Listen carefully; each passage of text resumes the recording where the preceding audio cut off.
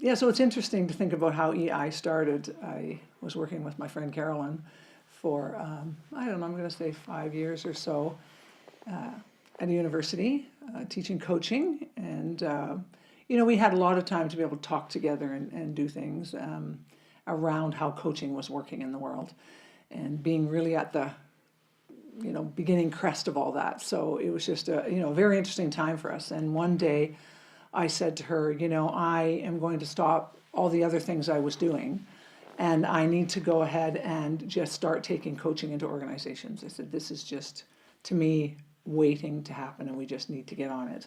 And smiled at her and said, sharing, because we shared lots of things. And she looked at me and said, well, not without me, you're not.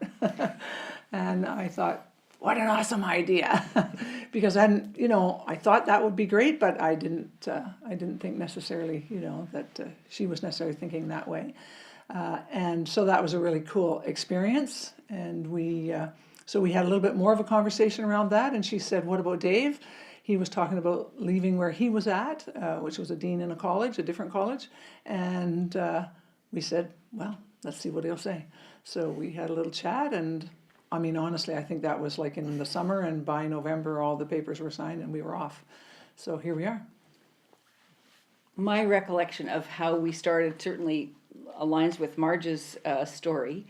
And what the picture I have in my mind is all of us sitting around my kitchen table at the time and sort of looking at each other saying, well, where do we start? How do we get this going? So in fine classroom style, we had a pile of stickies, and I said, okay, why don't we just see what's important to us? Where are our values? How do they align? I think they're pretty aligned, but what words would you use? What words would you use? So we did an exercise that we do with people all over the place. We all wrote our values down on these stickies and stuck them in the middle of the table and then looked at them. And it was, yay. Yeah, things like valuing the family, valuing our time, working with people we enjoy. Like, we don't want this to be hard.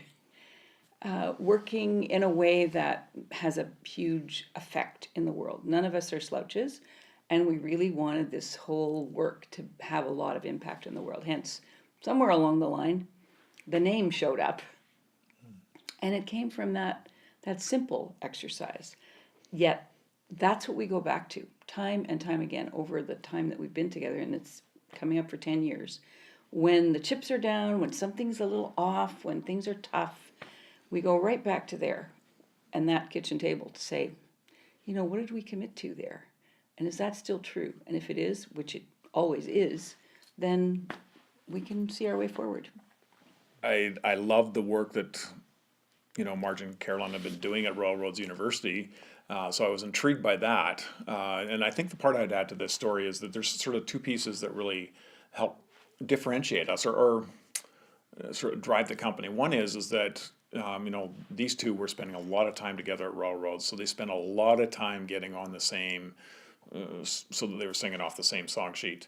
And over time, I eventually became faculty there as well, and that continues to drive us. Basically, out of any given year, there's 6 weeks that we are spending at least some portion of it together, sort of getting our minds together. We're talking about curriculum, talking about projects, and that's been a big driving force for us. Sort of that time together, just spending that and driving it. And I've heard that in a recurring thing, even things back to like Rockefeller.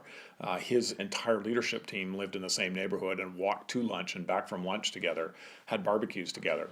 So we've been very fortunate that that's been one of the things that sort of helped us knit together, because as much as those values matched, we still had to figure out what that actually meant and sort of the language around it.